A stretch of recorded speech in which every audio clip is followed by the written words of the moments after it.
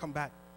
From the pastor to the preacher to ministry leaders to visitors to your neighbors to President Obama to everybody in the world. Everybody is wrestling with something. And I started realizing that the point of life, or really the tragedy sometimes in life, is how do you deal with wrestle matches? The Bible teaches us that there's a man named Jacob who's literally on the run for his life, trying to understand how a great situation turned out bad. The Bible says, please catch this, he finds himself wrestling with God.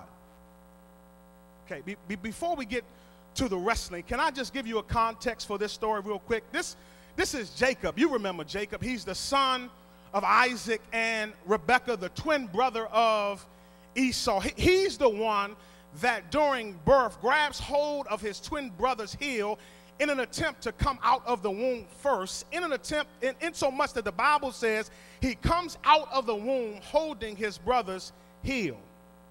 Because back in the day, at the time of our text, it was a blessing to be the firstborn son. You know that trouble is on the horizon early, because the Bible says that their parents begin showing favoritism to their kids. Be careful, mother and father, when you start showing favoritism to your children. It's going to come out in one shape or form. Isaac shows favoritism to Esau, and Rebekah, the mother, shows favoritism to Jacob, to the point that Rebekah helps her son cheat his brother out of the birthright blessing. Now, what Esau's birthright actually consisted of, the Bible doesn't tell us, but we do know that it was something that everybody wanted. Don't think for 1 second, I'm realizing this more and more as I get older, that the family you grew up in does not affect you on some level.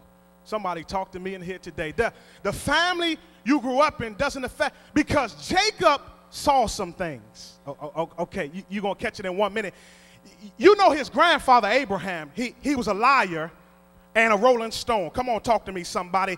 And his father inherited some things as well. His mother was a trickster, and she was crazy. And let me ask you a question.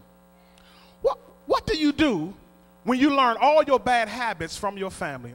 Okay, you're going to catch it in 1 second. What do you do when it was your father who taught you how to use and sell drugs? What do you do when it was your family who told you, when it was your mother who told you how to use your body to get money? What do you do when it was your family that taught you that school wasn't important and that getting bad grades is a joke? What do you do? How in the world do you cope when it was your family who placed in your spirit to stay in abusive relationships and not move past the point of mediocrity? Can I help somebody here today? What do you do when it was your family who told you how to be stuck on stupid and parked on praising? I'm preaching a lot better than you talking to me right now. What do you do when it was your family who helped you to get to where you are? But I thank God for something called grace, because even though you grew up in some rough situations and some bad predicaments and you came up on the rough side of the mountain, God can take you from where you are and take you from where you need to be. Please catch this. He saw some stuff to the point that Jacob is on the run because his brother wants to kill him. He's away from home. He's rejected by his father. His brother's trying to kill him. He knows his mother loves him, but he says, if my mother loved me, then how come her love didn't translate to tell me that what I was doing was wrong? He's got all this going wrong, and you wonder why he's crazy and wrestling with God. Okay, let me help you in 1 second, because what oftentimes we do is we put labels on people without knowing their whole story. You're going to catch it in a minute. Okay, the young girl who is extremely sexual at a young age, but we don't know that nobody loved her. Okay. The young man who's struggling with homosexuality, do you really think he woke up one day saying, I want people to treat me bad? I want people to ostracize themselves against me and look at me like I'm crazy, but we don't know that he was molested by a family member. Okay, you and I look at the person who's always making poor decisions, and we call them crazy, and we don't understand why they stay in poor habitual cycles, but we don't know that there was nobody in their home that taught them how to make good decisions. So we put labels on people, and we're quick and remain satisfied to put labels that limit people, not realizing that they had to overcome some obstacles, and they had to get over some hurdles, and they had to come up the rough side of the mountain. Have I got anybody in here? You can talk about me like a dog. You can suck your teeth. You can roll your eyes. You can call me out my name, because my success ain't determined by you. He leaves on the run, and the Bible says, I ain't going to be before you long, in chapter 28, he's trying to sleep, but he can't sleep. Okay, have you ever tried to get sleep, and you just can't find it? You're like, sleep, where are you? You just try, and you upset because everybody in the house is asleep. The spouse is snoring, the kid's knocked out, and you're awake. And what you do is what I'm just learning, and that is, if you up in the middle of the night, God must have something to say. And who are you and me to tell God when he's going to talk?